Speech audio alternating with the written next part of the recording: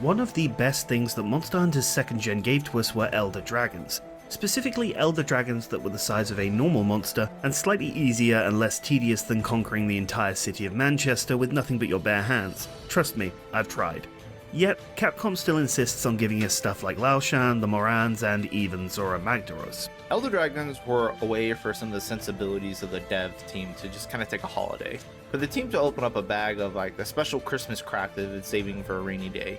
You get the idea. Elders were wild, difficult fights with their own unique mechanics and were always a memorable experience. And that's what me and Sarah will be covering today. Specifically the Elder Dragon of Wind, Kushala Daora, the most memorable and the best of the Elder Dragon duo. Huh? Telstar? Oh, Teostra. No, we don't talk about those here. You'd have to find that somewhere else in some sort of hypothetical monster discussion double feature. Teostra's rice and beans compared to the steak and potatoes cushion. That's it. Only 2 elders. Anyways, Daora. This windy guy has been around for a while, and in a multitude of games. What's changed about it? Has it gotten better, or worse? And most importantly, does it still feel like an Elder Dragon of Wind? Well, that's why we're here, lads. I'm CeraCymmetry. Let's spin this shit.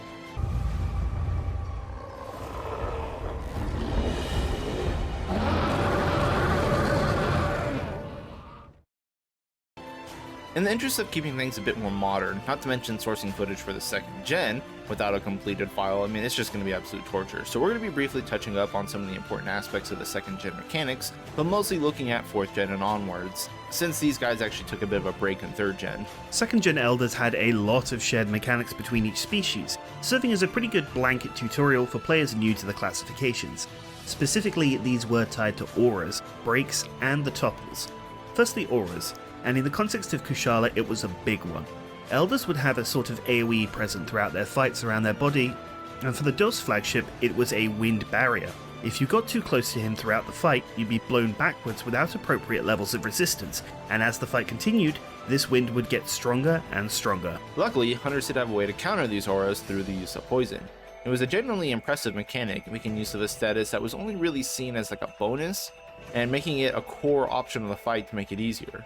Poison would completely dispel these auras and allow you to fight the elders on even footing. Next were the breaks. Through the use of a health gate, you would only be able to sever their tails at approximately 30 to 40% health, but doing so would massively suppress their auras for the rest of the fight. Kushala no longer had wind, Chameleos would be a thing temporarily, and whatever that other one didn't do something, I don't know. Anyways, another mechanic encouraging the targeting a specific hit zone, and the one with the most risk. Not to mention, you'd have to engage with the poison mechanic if you wanted to get close, and adapt to this new challenge by bringing appropriate gear. Everything just fit together like a very angry puzzle with teeth. Finally, the topples. Once the poison was applied and the aura dropped, you had access to one of the best rewards, head topples.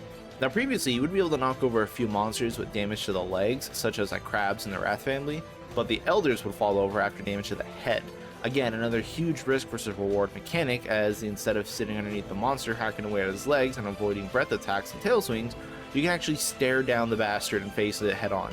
Small changes that make a huge difference in the fights and make them more memorable. Onto the modern age then, starting with 4th Gen. A lot of these mechanics persisted even as 3rd Gen came and went. Poison was invaluable against the black wind barrier that Kushala gained, and head topples were thankfully still present, if a little bit more difficult to pull off. Oh, and gunners? Yeah, that was a big old fuck you to them. The barrier deflected bullets. Not just to fizzle like 5th Gen, straight up bounce back and hit you, stopping your actions. Have fun with that.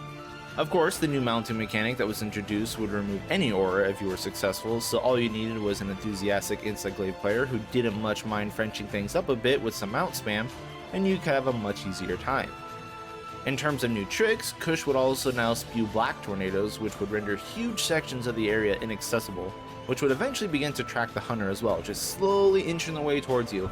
Couple that with incredibly fast strafing jumps and insta charges, and the steel dragon was definitely considered a notable threat.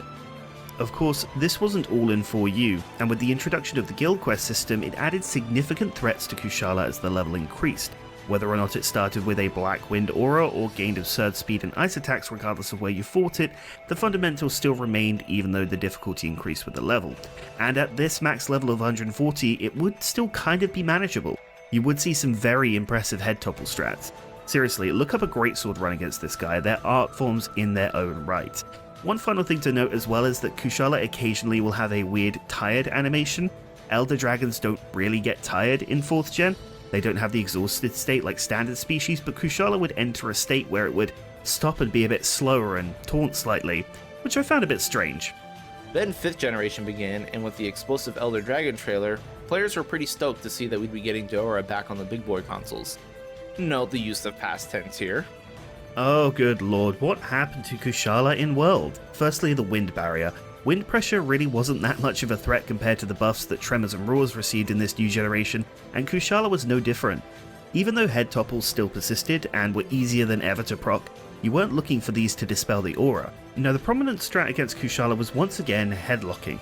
So many weapons could just topple the monster over and over and over, leading to some very impressive runtimes when the speedrunning scene really started to kick off. In all honesty, it's actually a pretty good thing that the aura wasn't as frustrating, because here's where things got even rougher for the Metal Dragon. Anything related to the previously mentioned poison mechanic was completely removed. That's right, poison had no effect at all on the aura, not even a little bit.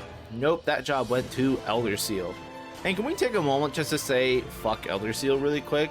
From the description of the skill, it was evident that this was brought into function basically identically to the aura dispelling effects of poison, but didn't really seem to do anything. Like outside of Iceborne, where it allegedly causes energy to reduce faster on Safi Jiva, each aura was just not threatening enough to really require it. And for an Elder Dragon, this powerful nerf just didn't really feel right.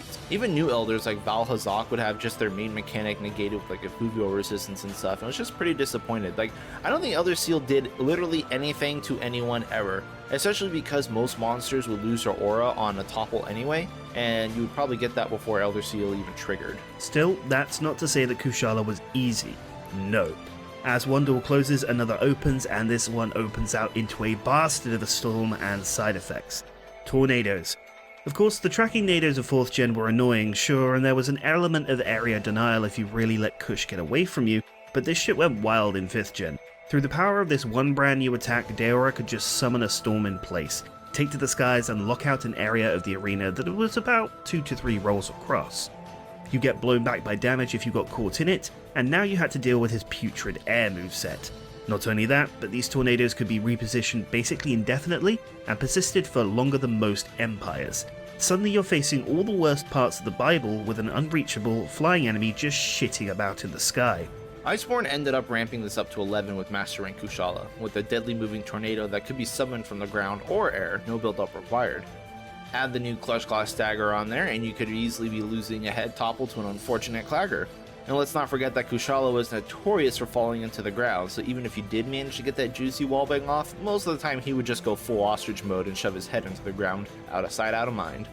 Okay, so what now? He flies a bunch, it's completely arbitrary when he'll come down, and I don't want to spend the next eon waiting for that to happen, so I've got it. Let's use flash pods to bring him down. Yeah, that would have been a good idea in base world. Sure, but Master Rank, with the Tempered and Arc-Tempered monsters and Elder Dragons, they all gained flash resistance. Seriously, this version of Daora was ridiculously annoying, and it did still have ways to approach the fight. Wasn't completely unplayable, but with this loss of the unique poison mechanic, with the frustrating area denial aspects and flying around all the time without coming down to actually engage you, it really did feel like Kushala lost a bit of its soul. So, going into the Frostlands in Monster Hunter Rise, we were a bit troubled. Our recent memory of Kushala was not a fond one, and it was all up in the air as how the Windmaster would play out. So how was it? Well, Kushala in Rise is amazing. So many changes to attack patterns, the addition of forgiving taunts, and pretty much a complete removal of any lingering tornadoes. And now this sentence alone does sound like Kushala got a muzzle strapped to it, but far from it. With these taunts added to claw swipes and close range breath attacks, it meant that hunters were rewarded significantly for more dodging, and with the trade-off of course being high levels of knockback if you did get clapped. On top of this, Kushala was gifted with clearer, more consistent patterns, with air beams pretty much always coming from a side jump, it would always double slam in rage mode, and after huge attacks like the Velkhana beam it inherited, massive taunts. This all added to a more cohesive experience that had a clear separation of when Kushala was going to be attacking you, what patterns he was doing, and where you could get your damage in. A fun, engaging fight. Not only this, but you combine it with his new aerial behavior, which he now does at most 3 attacks before he actually is scripted to come down to earth, and when tornadoes are spat out, the hitbox is so much clearer, so much more well defined. All around, it's safe to say Kushala is such a fun monster now compared to the atrocity it was in Iceborne. On top of this, you were still rewarded for head damage, and the guy still had some 2nd generation head turn movements about him. Playing the 2 versions of 5th gen Kushala is a night and day difference, man. It is insane how much different they really are, and how much even monsters in the same generation can go through really extreme differences. Check out the Zenogre video for a past example on how 4U and GU are totally different Zenogres. Still, it's a shame that the poison mechanic didn't come back, but I will take that Kushala's soul ramp up skill as a trade-off for that, because it is a beast of a skill. All things considered, a hell of a redemption arc. Kushala is definitely the best it's ever been, and really deserved a fun and interactive fight like this.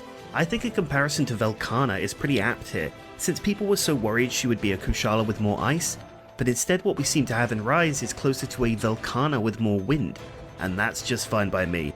Kush got all the good bits of the moveset and kept all of its own identity. And that's the summary. I am tentatively excited for Master Rank Kushala and Sunbreak, truth be told. They've got a really solid base here, and with some of the frustrations that have been present with previous iterations, it's good to see Kushala here get a great fight, finally. Hope you enjoyed the video, lads. Can you imagine if there was another one like this released at the same time covering another Elder Dragon?